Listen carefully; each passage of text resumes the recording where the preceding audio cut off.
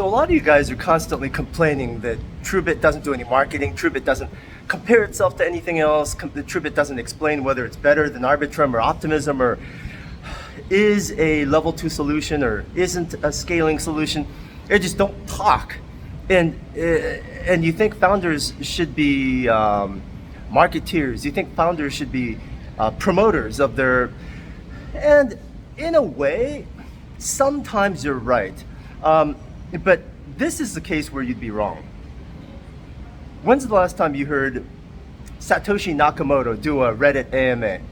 When's the last time Satoshi Nakamoto compared himself to the US dollar? When's the last time Satoshi showed up at a conference and pumped his own coin? They don't need to. There's not many like Satoshi, and there's really no equal to Bitcoin. So I'm going to tell you a little story about the mind of an innovator that makes something that doesn't need to be promoted at all. In fact, it would cheapen it. It would make the wrong people rich if this kind of innovator did his own marketing, did his own promotion. And he's Louis the 14th. Louis the 14th. I'm going to tell you a little story about a king named Louis the 14th, and it's not the most opulent, the most fantastic brand of cognac. It's the actual king that the cognac line is named after. Louis the 14th was the first king to take government in France and secularize it.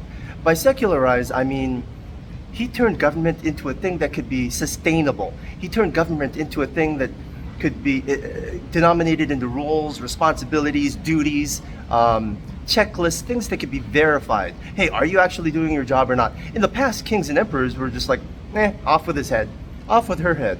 In fact, I want those 5 girls as my wives, and those 5 girls, just kill them. That's how they were in the past. Louis the 14th secularized it, turned government into a system. And by doing so, amazingly enough, he created the most prosperous, and especially now that we're teeter-tottering on the brink of a depression and recession, he turned government into a platform for wealth, happiness, and success. He turned his entire country into a shining example of how governance could create a richness-generating operating system, basically. How long did his reign last? It's not like 80 years, 80 freaking years. Every other kings didn't even live that long. In the past, governments would last 20 years, 30 years at max, maybe 15, 20 years, give or take. Kings would be murdered, kings would be dethroned, kings would be stabbed in the back. Think of Napoleon, think of, even Brutus. Kings were the prime target of death, except this king, nobody wanted to kill him. Everyone walked around saying, we need to protect this man. He made the world different. And he did it for your entire lifetime. Nobody lived longer than that government. If you were born in that government, then you would die before the government died, and you would die rich. That's what Louis the 14th did. That's not all he did. Right before he died, after he launched a successful platform for happiness and wealth and just fantastic living, he created a coin. And on that coin, he minted 3 words, nec pluribus impar. Are you starting to get chills down your spine? Now, this is the part that confuses a lot of people. If you Google nec pluribus impar, there's a lot of different argument about what it means, how it applied to his reign, how it applied to money. Let me explain it to you in a way that is correct and that you would understand, nec is like not, okay? Like negative, negated.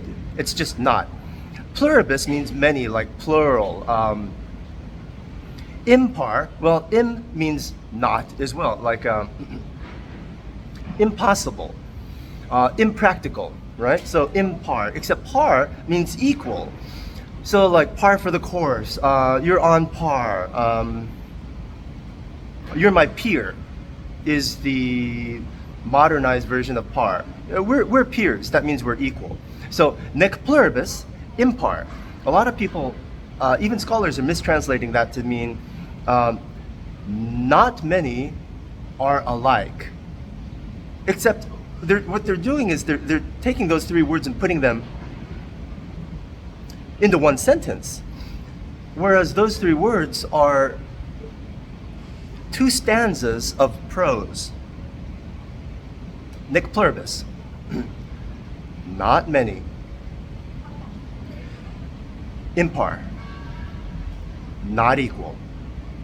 It's a poem. Not many, not equal. In other words, my kingdom, my coin, there's not many like it, and impar. And it's not like any others.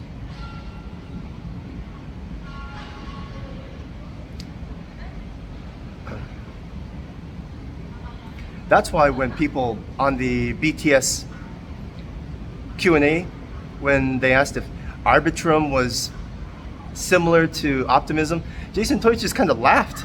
He kind of laughed and like, really? You're going to ask me that question? Not many. Not equal.